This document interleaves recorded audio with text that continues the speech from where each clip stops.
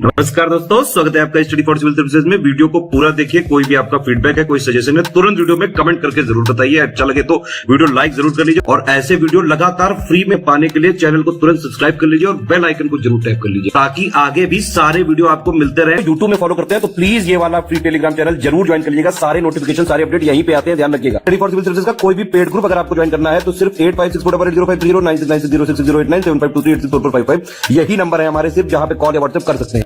Instagram पे हमारा page जरूर फॉलो कर लीजिएगा, स्टडी फॉर सिविल .सर्विसेज है। ट्विटर पे हमको जरूर फॉलो कर लीजिएगा, @study for civils है। सारे क्वेश्चन अटेम्प्ट करिए और स्कोर अपना तुरंत कमेंट करके बताइए। दोस्तों नमस्कार, स्टडी फॉर सिविल सर्विसेज में आप सभी का स्वागत है।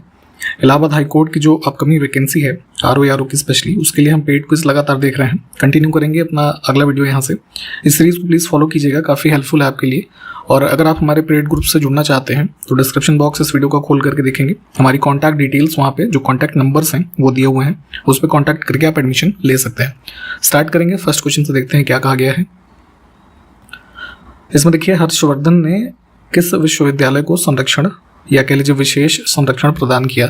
तो नालंदा यूनिवर्सिटी के बारे में आपने सुना होगा। किसने फाउंड की थी इसको? कुमारगुप्त ने, अराउंड 5th सेंचुरी AD में। ठीक, और देखेंगे हर्षवर्धन के शासनकाल में चाइनीज एक पिलग्रिम था, हुएनसांग, ठीक है, इसका नाम भी आपने सुना होगा। तो ये आया था और इसने जो है डिटेल्ड अकाउंट है ना, या डिटेल्स जो है नालंदा यूनिवर्सिटी के बारे में दी हैं।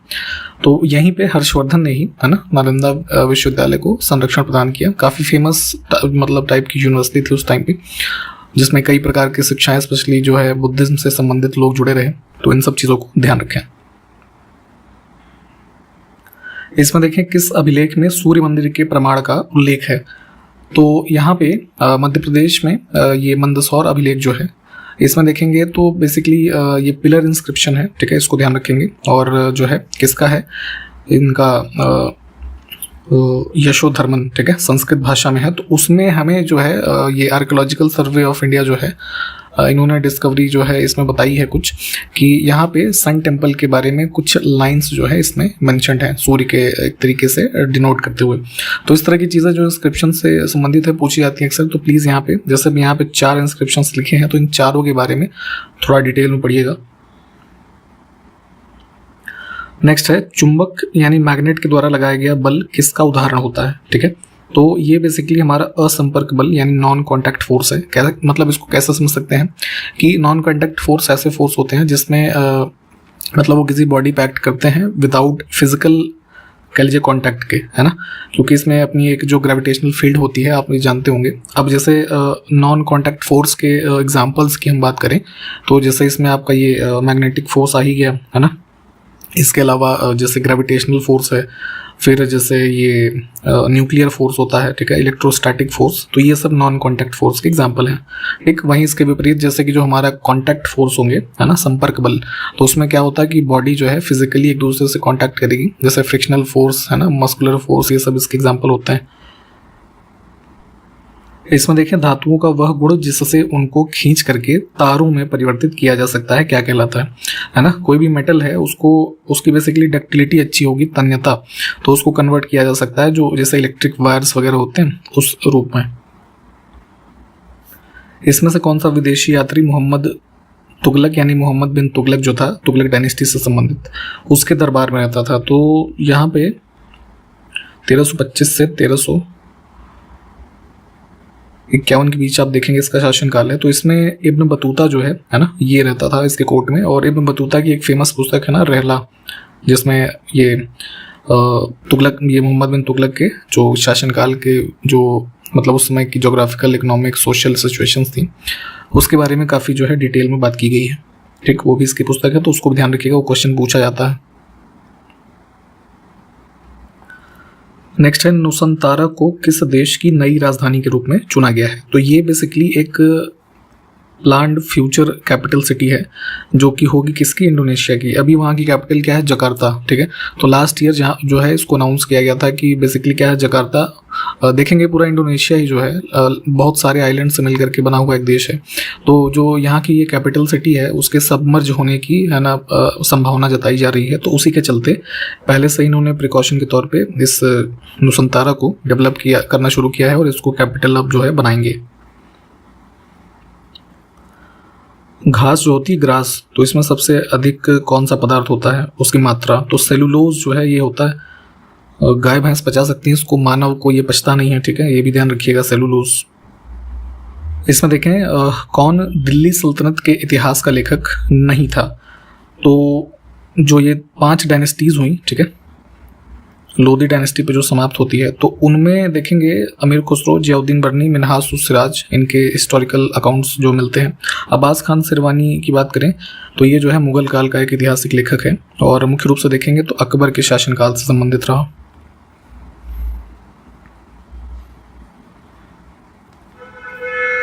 निम्नलिखित में से कौन तुगलक वंश का शासक नहीं था। तो दिल्ली सल्तनत में सबसे पहले स्लेव डायनेस्टी आप पढ़ते हैं, है ना, फिर खिलजी, फिर तुगलक। तो तुगलक डायनेस्टी में देखेंगे मोहम्मद बिन तुगलक, गयासुद्दीन, फिरोज शाह, ये सब थे।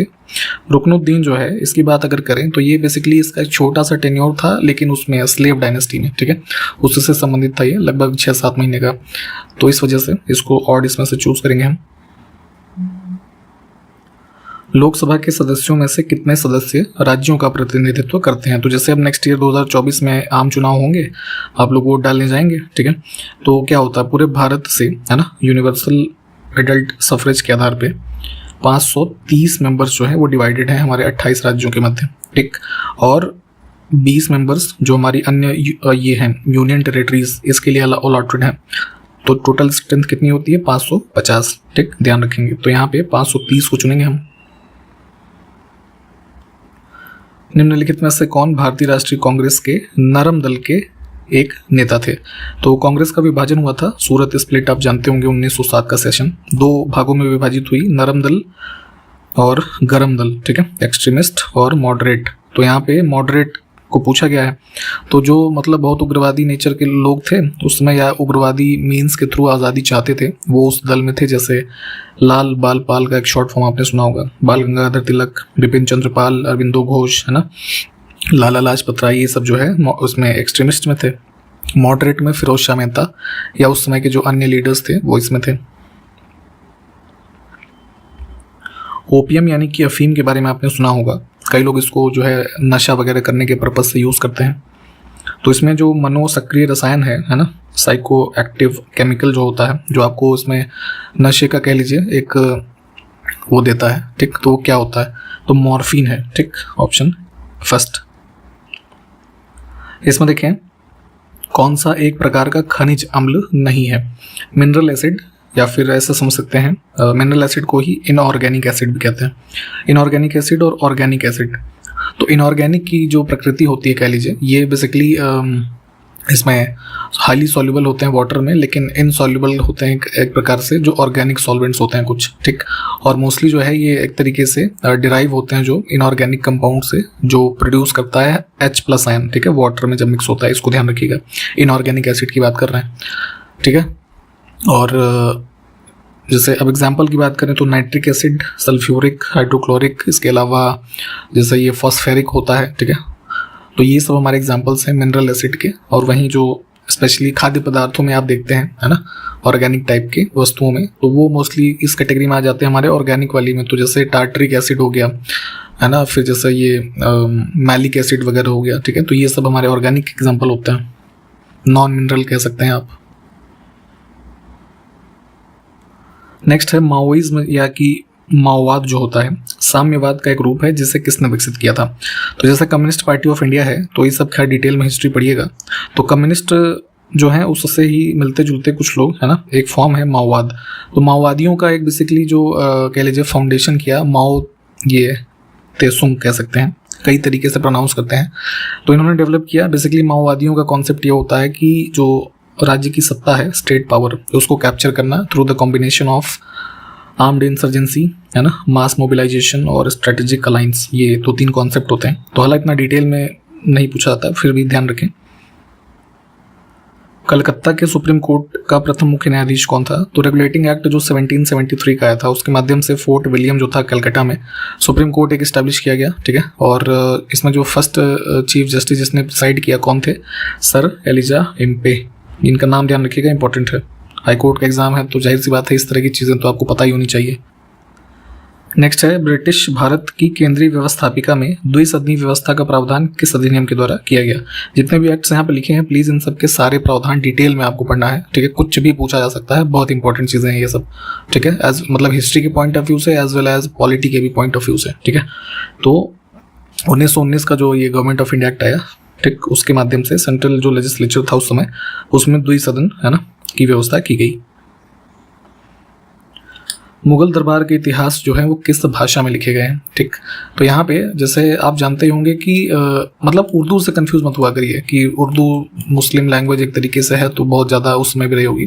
तो मुगल दरबार के स्पेशली जैसे अकबरनामा वगैरह हो गए है ना, तो सब सारे के सारे पर्शियन भाषा में लिखे गए, ठीक।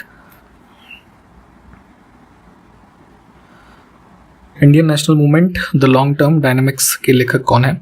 तो ये पुस्तक है इनकी बिपिन चंद्र की।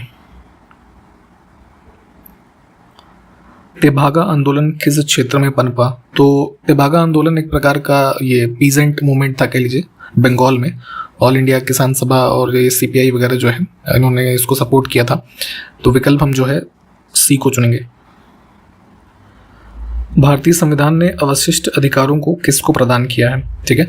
तो जैसे आप ये पढ़ते हैं आपका लिस्ट्स के बारे में, ठीक है, जैसे यूनियन लिस्ट हो गया, स्टेट लिस्ट या कॉन्करेंट लिस्ट, तो वैसे ही यहाँ पे एक रेसिड्यूरी जो पावर्स हैं, कुछ ऐसी अवशिष्ट शक्तियाँ जिस पे कानून बनाने का अधिकार जो दिया गया है कॉन्स्टिट्यूशन के माध्यम से, वह केंद्र सरकार यानी कि संघीय सरकार को दिया गया है, ठीक, विकल्प ए।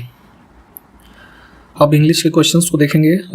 वर्ड जो हमारा है मीनिंग बतानी है उसके एग्जैक्ट। वर्ड हमारा है एनिग्मा, ठीक है। एनिग्मा का मतलब होता है जैसे पहेली होती कोई, ठीक है, तो पहेली के लिए वर्ड हमारा एनिग्मा हो गया, रिडल हो गया, पजल हो गया, ठीक है।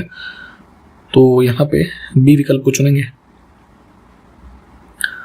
हमारे पास एक वर्ड है अब इनर्शिया, ठीक है, इसका ऑपोजिट बताना है। तो इनर्शिया का मतलब समझ सकते हैं कि कोई भी वस्तु है ना, जैसे फिजिक्स में आप पढ़ते हैं ना मोमेंट ऑफ इनर्शिया वगैरह, तो मतलब एक ही स्थान पे है ना, जड़ता इसको हिंदी में कहते हैं, स्थिर टाइप का चीज़ हो, ठीक है, या कह लीजिए जैसे ये होता है स्थूल एक शब्द होता है हिंदी में, ठीक। तो यहाँ पे जैसे स्टपर, लैंग्वर, इनर्टनेस, ये सब इसके सिनोनिमी है इनर्शिया के, ठीक है।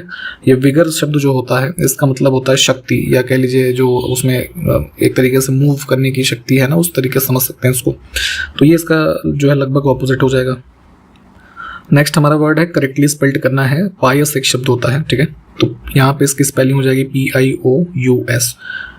ये कहाँ मिला है, ऑप्शन ए में ही, ठीक है। इसका अर्थ क्या होता है, जैसे हिंदी में पवित्र कह सकते हैं, ठीक है। एक सेंटेंस हमारे पास है, किस पार्ट में एरर है वो देख लेते हैं।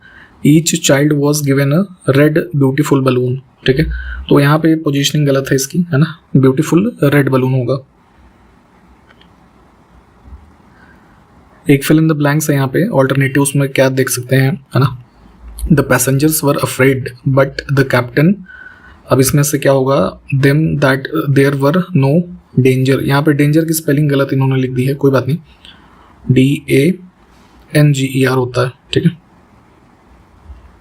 तो यहाँ पे खतरा नहीं है, तो ऐसी स्थिति में उनको आश्वस्त करना होगा ना, तो अश्योर्ड वर्ड हम यूज करेंगे इसमें, ऑप्शन डी।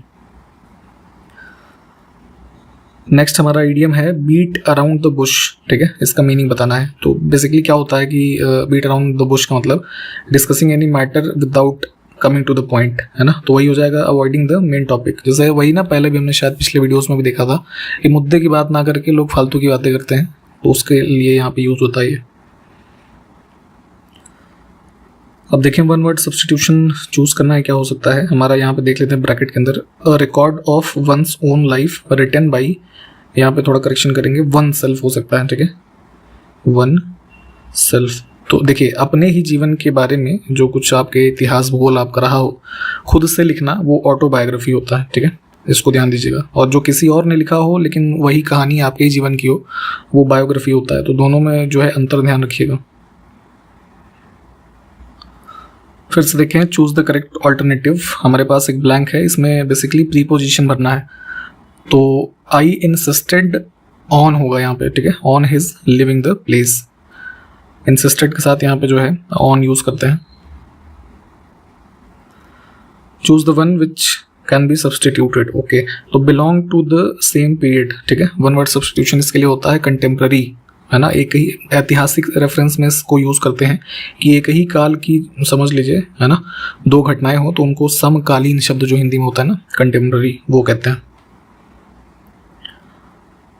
अब इस इडियम का मतलब बताना है हमारा, यहाँ पे है मेक रूम, ठीक है। इसका रेफरेंस हम यूज़ करते हैं किस चीज़ के लिए, कि किसी मतलब फॉर समवन और समथिंग, है ना, थोड़ी सी जगह बनाने के लिए, ठीक, मेक स्पेस। तो जैसे मान लीजिए कि आपकी अलमारी में कुछ कपड़ा रखा है और आप अपने किसी और दोस्त का कपड़ा रखना चाहते हैं, तो एक सेंटेंस बना लीजिए ना उसके लिए, कि जैसे I tried to make room in my wardrobe for my friend's clothes but there wasn't nearly enough space, ठीक। इस प्रकार से समझ सकते हैं इसको। अब हिंदी के क्वेश्चंस को देखेंगे। कुछ पुल्लिंग शब्द बताना है, स्त्रीलिंग और पुल्लिंग भी पूछा जाता है। तो यहाँ पे चील, कोयल, नेत्री, है ना, ये सब स्त्रीलिंग होते हैं। दही जो है ये हमारा एक पुल्लिंग शब्द है, ठीक, ध्यान रखिएगा। जैसे दही खट्टी नहीं है, दही खट्टा है, ये शब्द सही होगा। इन विकल्पों में देखिए कौन सा शब्द सदैव एक वचन में रहता है, ठीक है, सिंगुलर। तो जैसे इसमें हो जाएगा हमारा ये दूध, ठीक है, दूध हमेशा एक वचन में यूज़ करते हैं हम। इसके अलावा जैसे बारिश, ठीक है, पानी, घी हो गया, दही हो गया, आकाश, ये सब शब्द जो हैं ये एक वचन के हैं। उसके विपरीत अगर बहुवचन वाले कुछ शब्दों की बात करें जो हमेशा बहुवचन में ही यूज़ होंगे, ठीक है। तो जैसे जो यहाँ पे विकल्प लिखे हुए हैं, इसके अलावा जैसे हस्ताक्षर, आंसू, है ना, और प्राण, अक्षत, तो ये सब भी ध्यान रखिएगा। अब शब्द हमारे पास है जलमग्न। इसमें कौन सा समास होगा, ठीक है। तो जलमग्न बेसिकली उदाहरण है हमारा तत्पुरुष समास का, जिसमें क्या होता है कि हमारा जो शब्द का उत्तर पद होगा, है ना, वो प्रधान होता है। तो यहाँ पे मग्न जो है उस हिसाब से है, तो विकल्प हम ए को चुनेंगे। इसमें से अरण्य शब्द का पर्यायवाची कौन सा है, ठीक है। अरण्य का मतलब होता है जंगल, तो जंगल का ये पर्यायवाची अटवी हो जाएगा। कांतार, है ना, विपिन, ये सब होता है। शब्द है उदात्त, इसका विलोम बताना है। तो उदात्त का मतलब होता है जैसे महान, श्रेष्ठ, है ना, उत्तम, इस रेफरेंस में यूज करते हैं। तो इसका विपरीत विलोम हो जाएगा, क्या हो जाएगा, अनुदात्त, है ना, मतलब कि कोई महान ना होना, है ना, नीचा, या ऐसे कुछ शब्द। एक मुहावरा है ठन ठन गोपाल होना, ठीक है। जब पैसा वैसा खत्म हो जाता है तो वैसी स्थिति को बोलते हैं। तो कंगाल होना इसमें हमारा सबसे उपयुक्त होगा। इसमें अशुद्ध वर्तनी कौन से शब्द की है वो बताना है। तो वाल्मीकि गलत तरीके से लिखा है, बाकी तो ठीक है। क में छोटी ई की मात्रा होती है ना, वाल्मीकि। बाकी के विकल्प ठीक है, इनको देखिए। इसमें कौन सा तद्भव शब्द है, ठीक। तद्भव इसमें है पंख, ठीक है, और इसका तत्सम जो होता है वो क्या होता है, पक्ष, ठीक। दोनों को ध्यान रखेंगे। फिर से वन वर्ड चूज करना है, क्या होगा, बढ़ा चढ़ा कर कहना किसी बात को, ठीक है। तो हिंदी में ये हमारा ऐसी स्थिति में किसी बात को अगर आपको बढ़ा चढ़ा के बताते हैं किसी से, तो अतिशयोक्ति वर्ड यूज करते हैं, ठीक। जैसे इंग्लिश में होता है ना एग्जैजरेट, इसी के लिए। तो दोनों चीज़ों को ध्यान रखिए। अब कुछ प्रश्न कंप्यूटर के देखेंगे। Full form of ROM, short form से भी पूछे जाते हैं। तो जैसे रैंडम एक्सेस मेमोरी रैम होता है, और रॉम होता है रीड ओनली मेमोरी। फिर है एप्रोम, ठीक। इसका फुल फॉर्म क्या होगा, तो erasable programmable read only memory. इनके फंक्शंस थोड़ा डिटेल में पढ़ लीजिएगा क्या क्या होता है। ये आपको भी ऊपर ही बता दिया गया क्या होता है, रैंडम एक्सेस मेमोरी। मेमोरी की स्पेलिंग यहाँ पे थोड़ी गलत लिखी हुई है, इसको ध्यान देंगे, है ना, मेमोरी। इसमें देखें CD रोम का फुल फॉर्म क्या होता है। तो पहले जैसे ये CD आती थी ना, वो प्लेयर होते थे, वीडियो प्लेयर, CD और DVD ये सब। तो कॉम्पैक्ट डिस्क उसका फुल फॉर्म होता था, और जो है रोम का आप जानते ही हैं, रीड ओनली मेमोरी। एक छोटा सा चित्र जो कंप्यूटर स्क्रीन पर किसी प्रोग्राम या शॉर्टकट का प्रतिनिधित्व करता है क्या कहलाता है। आपके डेस्कटॉप स्क्रीन पे जो आइकन्स होते हैं ना, वही होता है ये, उसी की परिभाषा लिखी थी यहाँ पे। देखिए कई सारी वेबसाइट्स पे आपने विजिट किया होगा, तो कैप्चा कोड आपसे आजकल पूछा जाता है, ठीक है, क्या होता है ये। तो मानव इनपुट को मशीनी इनपुट से अलग करने के लिए, बेसिकली उस वेबसाइट या आपके पर्टिकुलर जो यूसेज है उसको सेफ बनाने के लिए, है ना, कि आदमी ही तो लॉगिन कर रहा है ना, मशीन तो नहीं, क्योंकि मशीन्स काफ़ी मिसयूज़ कर सकती हैं डेटा का, है ना। तो ह्यूमन एक इंटेलिजेंस के रूप में उसको टेढ़ा मेढ़ा करके अक्षर जो लिखे होते हैं, तो ये एक सिक्योरिटी का फीचर होता है। तो ध्यान रखेंगे विकल्प ए। इसमें से कौन सा इनपुट युक्तियां हैं, ठीक है, इनपुट डिवाइसेस। तो कंप्यूटर के रेफरेंस में, कंप्यूटर सिस्टम में जो डेटा इनपुट कर सकते हैं डिवाइसेस, पंच कार्ड रीडर, जो ये आजकल ऑफिसेज में, खास करके कॉर्पोरेट ऑफिसेज में जो आईडी कार्ड होता है तो कुछ इलेक्ट्रॉनिक चिप के रूप में होता है। जैसे कभी मेट्रो वगैरह में आपने ट्रेवल किया होगा तो जो मेट्रो कार्ड होता है कुछ उसी टेक्नोलॉजी पे आधारित, ठीक। तो ये भी एक डेटा इनपुट का जरिया है। बायोमेट्रिक सेंसर जिसमें थंबप्रिंट वगैरह देते हैं। लाइट पेन जिससे कुछ वो हम एक, जैसे ये वीडियो बना रहा हूँ मैं, ठीक है, तो क्या हो रहा है, ये मैं इसी पेन से ही तो लिख रहा हूँ, तो ये भी लाइट पेन का एक एग्जांपल है। एक अलग से डिवाइस भी आता है इसका, हालांकि मैं तो ये फ़ोन पे बना रहा हूँ, तो ये सारे ही हैं ये। चयनित पाठ्य की प्रतिलिपि यानी कि कॉपी करने के लिए कुंजी पटल पर किस कुंजी संयोजन का प्रयोग किया जाता है? Which key combination is used on the keyboard to copy the selected text. तो कंप्यूटर में आप किसी सॉफ्टवेयर में मान लीजिए कुछ लिख रहे हैं, आपको उसको कॉपी करना है तो उसको सेलेक्ट करेंगे। कॉपी करने के लिए कंट्रोल का जो बटन होता है +C, ठीक है। कंट्रोल, शिफ्ट, ऑल्ट, इस टाइप की जो कीज होती हैं आपके कीबोर्ड में उनको क्या कहते हैं? तो collectively these are known as modifier keys, है ना। इसको आप प्रेस करके जब इसके साथ कोई अन्य बटन प्रेस करते हैं तो कई सारे शॉर्टकट्स होते हैं जो आपके जो यूज़ है उस पर्टिकुलर, मान लीजिए V बटन से, है ना, कुछ आप V लिख रहे हैं, ठीक है, इनमें से कुछ करके शिफ्ट करके या कंट्रोल करके V करेंगे तो वो पेस्ट हो जाएगा। तो मॉडिफाई किया ना उसने आपको, आपके एक्शन को, ठीक। तो इस कुछ हिसाब से ध्यान रखेंगे। ऑप्शन सी इसमें करेक्ट है, ठीक। और इसी क्वेश्चन के साथ यहाँ पे इस वीडियो को भी समाप्त करेंगे। जो क्वेश्चंस पूछे गए होंगे उसको कमेंट कीजिएगा, हम कंटिन्यू करेंगे अगले वीडियो में। तब तक के लिए नमस्कार, जय हिंद।